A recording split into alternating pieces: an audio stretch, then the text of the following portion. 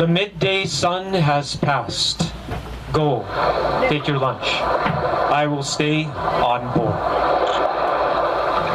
My dear friends and passengers, if you don't already know, we are sailing west towards America on this marvelous ship called the Jaladuta, a regular cargo carrier of the Sindhi Esteemed Navigation Company.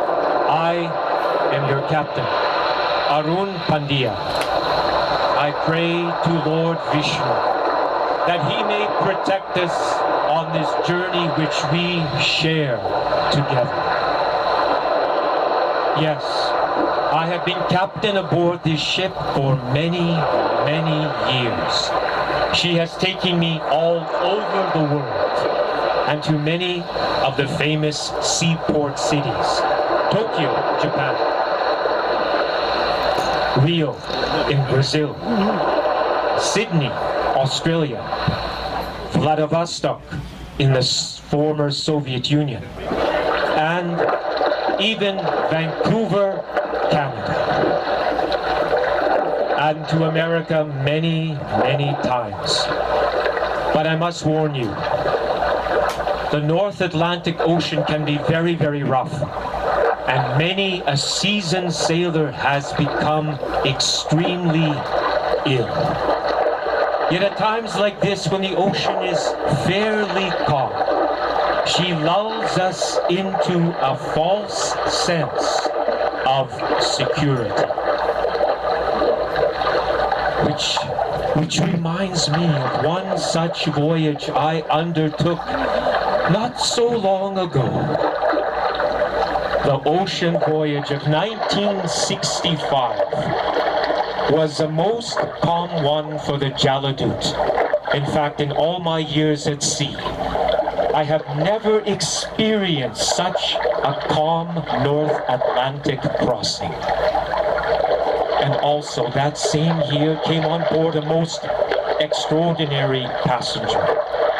One Abhay Charanaravinda Bhaktivedanta Swami, Srila Prabhupada Ki, whose age was listed at 69. He came accompanied with a complimentary ticket with food. Little did I know that one day he would start a worldwide spiritual movement. I'm from India. I've met many sadhus, many swamis, yet Bhaktivedanta Swami was the most genuine sadhu that I have ever met. The journey began in the morning, the middle of August. It was the 13th, I believe. And then we entered into the Bay of Bengal under heavy rains, large winds, and very high waves. The Swami became quite seasick at that time. Our first port of call was the capital of Ceylon. Now it's called Sri Lanka, at Colombo. There, I took the Swami and drove him around the city. Then again, we set off in the ocean, and our next port of call was on the western coast of India, Kochi, in the state of Kerala. Who has been to Kerala here? Kerala is known for many things. Its beaches, its spices, and its many Ayurvedic clinics. Now there I remember two incidents I'll never forget. The first, it was the blessed appearance day of Lord Krishna. Shri Krishna Janmashtami Ki! And the Swami took the opportunity to speak to the crew on Lord Krishna's philosophy. And he distributed prasad, which he made with his own hands. The second was the arrival of many of the Swami's books. his translation of the first 3 cantos of Srimad Bhagavatam. Have you read his books? What an amazing scholar he was. Then we set out again, crossing the Red Sea, and then entering into the Suez Canal. We made our stop at Port Said. Now there again, I took the opportunity to take the Swami by car around the city, which he said he liked very much. I must tell you something. At that point, I only came to know of the Swami's heart attacks. Not 1, but 2 heart attacks in 2 days. What determination he had. During that long ocean voyage, I would often see the Swami standing on the ship's deck by the rails, looking out at the sea and the sky, deeply immersed in thought. Perhaps he was thinking of his great mission, which saw him leave his beloved Vrindavan so far behind. Very few Swamis, I think, his age, would even consider leaving that sacred, holy place to come to such a degraded place as America. If there are any American passengers, I apologize.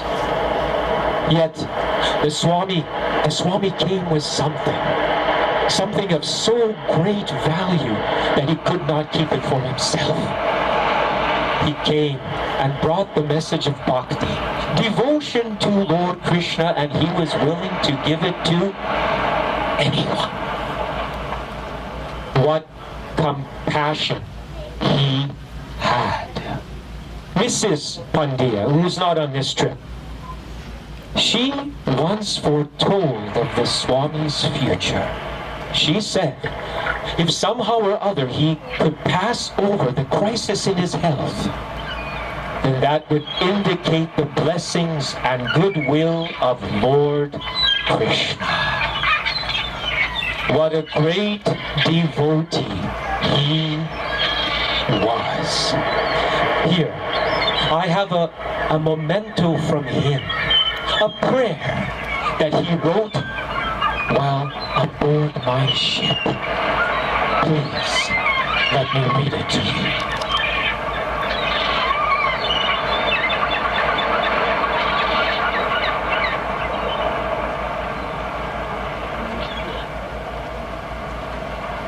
I emphatically say to you, O brothers, you will obtain your good fortune from the Supreme Lord Krishna only when Srimati Radharani becomes pleased with you.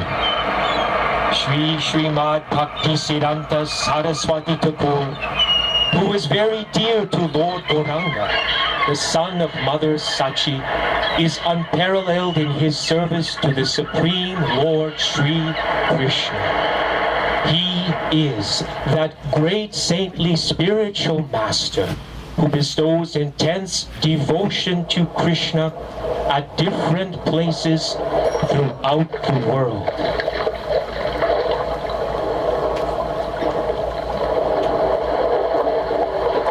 By his strong desire, the holy name of Lord Gauranga will spread throughout all the countries of the Western world, in all the cities, towns, and villages on the earth, from all the oceans, seas, rivers, and streams.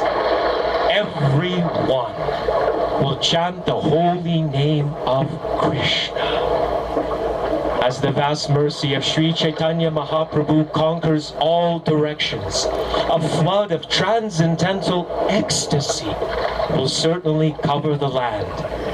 When all the sinful, miserable living entities become happy, the Vaishnava's desire is then fulfilled.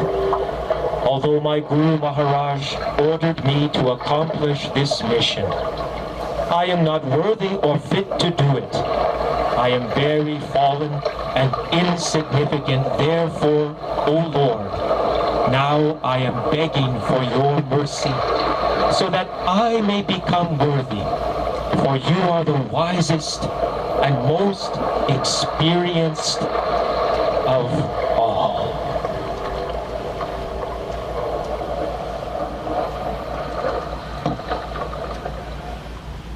Our journey lasted 35 days, which started in Calcutta. Then, in the very early morning of September the 17th, which is today, we sailed into Boston and docked at the Boston Commonwealth Pier. Now, how do I remember this, you may ask? On that day, I purchased from the Swami the first 3 cantos of his Srimad Bhagavatam for $20. And I asked him, please, write something in the first volume. I cherish these books until this very day. Then I asked the Swami to accompany me into Boston, for I had a little shopping to do for my wife. We crossed over a footbridge and entered into a busy industrial district of warehouses, old churches, restaurants, and nightclubs. Then, the next day, September the 19th, we sailed into New York Harbor, docking at the Brooklyn Pier at 17th Street. There, the Swami beheld a magnificent Manhattan skyline, the Empire State Building, and like many visitors and immigrants before him, the Statue of Liberty. I accompanied the Swami down the gangplank of the ship. He blessed me, thanking me for the comfortable cabin. I profusely thanked him for being aboard my ship and blessing me and my entire crew. My wife even asked the Swami, please come back with us. Then we will be assured of a safe journey. He only chuckled. He turned and he walked away. As I saw him go further and further away, being swallowed up by the gigantic skyscrapers of that Manhattan district, I realized that the Swami was small, that God is infinite, and that God is Krishna, the Swami's greatest friend. First mate, is everything fine? Good. I think I will go down below. I feel a desire to read the Swami's beautiful books. My dear friends, my dear passengers, enjoy the rest of your trip, and may Lord Vishnu protect us all on the journey through the ocean of material life. Radhe Shyam. Radhe Shyam.